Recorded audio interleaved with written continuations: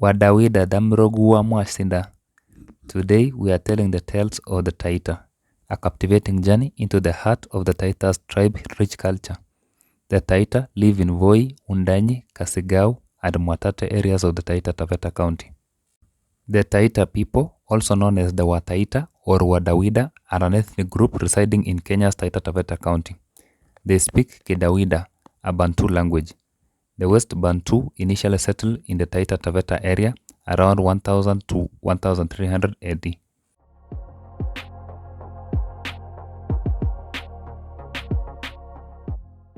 The Taita history involves migration from Central Africa alongside other Bantu tribes reaching Kenya through Shungwaya and settling in the fertile Taita Hills, providing protection from Maasai raids. Historically, the Taita people have been associated with migration patterns through Tanzania, with 5 distinct groups settling across the Taita Taveta district. Interaction with other communities like the Maasai, Taveta, and Pare of Tanzania have influenced their culture. Contrary to this view, some argue that the Taita migration was frequent, connecting them to the broader population along the Kilimanjaro corridor.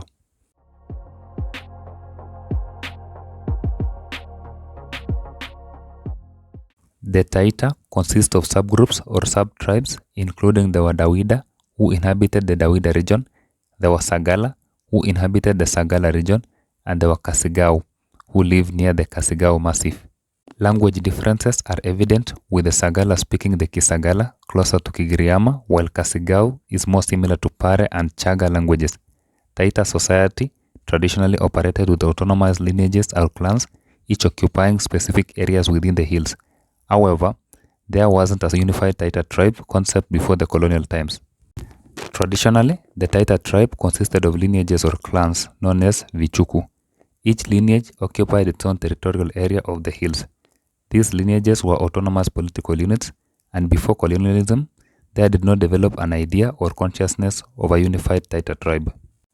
While Kisagala and Kasigao are distinct dialects, the Dawida is enriched with several shared words from the Chaga, Pare, Maasai, and Mijikenda, among other communities. The Dawida dialects exist such as Bololo, Bura, Usi, Kidaya, Mgage, Chawia, Mwanda, Kishamba, Weruga, Umingu, and Undanyi.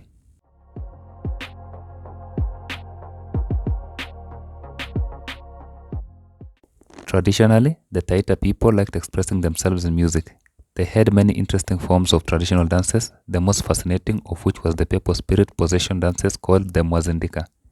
These and other traditional dances have since died off and are only performed during national holidays. Members of the Taita tribe are, however, still very talented musically.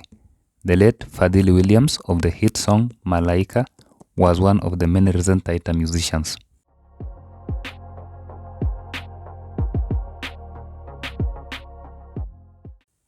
The men used to wear skin from goats and sheep to cover the lower part of the body, while some used to wear barks from big trees. Women used to wear banana leaves as a respective attire. There is also a mode of dressing meant for women referred to as manado. This was worn during traditional dances and it is made from sisal. The Dawida women's dress included the kidemu, which is tied at the waist to cover the backside, and a smaller piece called the mshuru, which covers the woman's front side. Also worn were the beads, or the ngange.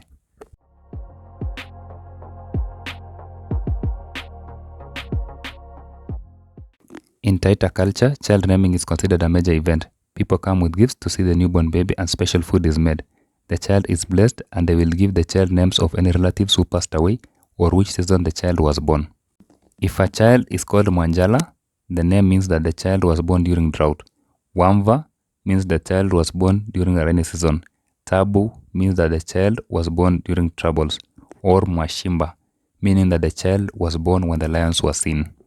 Among the Taita, initiation was a rite of passage from childhood to adulthood, and after circumcision, one starts to be treated as an adult and had to change his or her behavior. They learn how to become responsible in the community. Circumcision was considered an important ritual in training young boys normally aged between 7 and 11 years to take more adult responsibilities. Most of the Taita families practiced polygamy.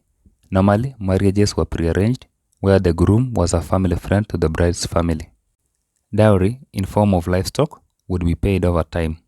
The decisions made by the bride's father and uncles from the mother's side were highly regarded during the negotiations, or wupe. When the girls were perceived to be old enough for marriage, they will be kidnapped by their would-be in-laws, and this happened in the evenings when they went out to fetch firewood or water.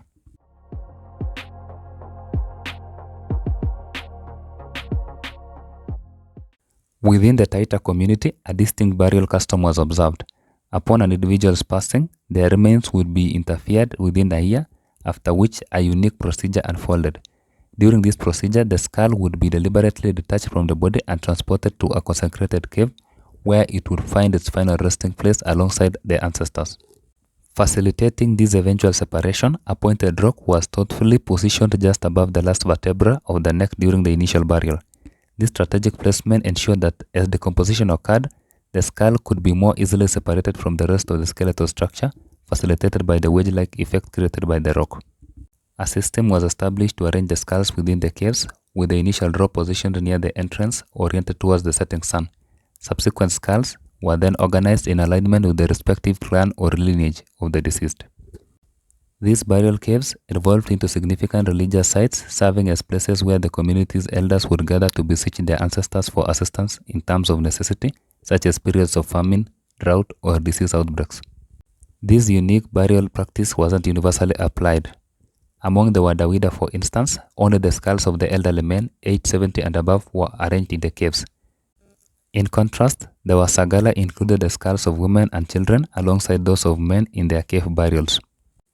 Thieves and murderers faced a different fate. They met their demise by being cast from the many cliffs that punctuate the Taita Hills. Their skulls were trapped between the crevices of these cliffs and can still be observed on Mount Sagala.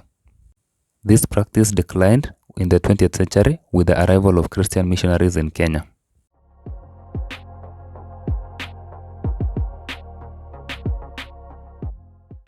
The spectacular Taita Hills were the focus for religious activity, and there were huge rocks called Magamba and caves known as Mbanga that were considered very sacred places for the dead and for worship. The caves also acted as isolation wards for dreaded diseases and infected patients. The sick would be isolated and confined into the caves, and food was provided to them in the caves. If a patient survived, he or she would be allowed to rejoin the community. Some forests were considered important sacred places, and people were prohibited from carrying out any other activities, and in turn helping in conservation. The sacred forests, also known as Figi, were equivalent to those of Bijikenda called Kaya.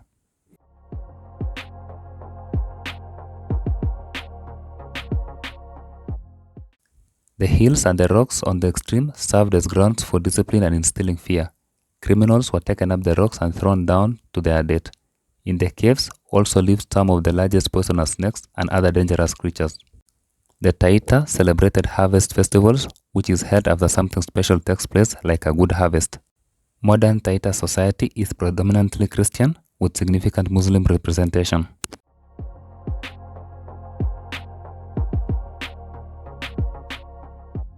Staple food shifted to maize-based dishes like ugali, eaten with vegetables like mnavu, and traditional delicacies like kimanga, eaten with chai ya rangi or strong tea.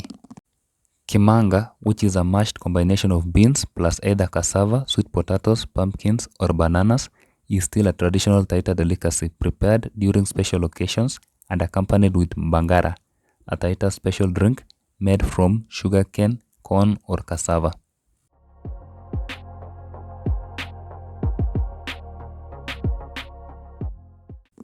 Being an agricultural society in a fertile land, most Taitas practice agriculture as the main economic activity. Horticulture production has recently become the most important economic activity in the Taita Hills. Taitas also rear dairy cattle and produce most of the milk supplied in other parts of Coast Province. They also grow coffee. Gemstone mining is primarily done in the drier parts of Taita, with large deposits of precious stones such as ruby, tsavorite, tanzanite, and garnets. In conclusion, the Taita people have a rich history encompassing migration, culture, religion, and economic activities, with various customs and traditions shaping their identity over time. Ituku Jipoye.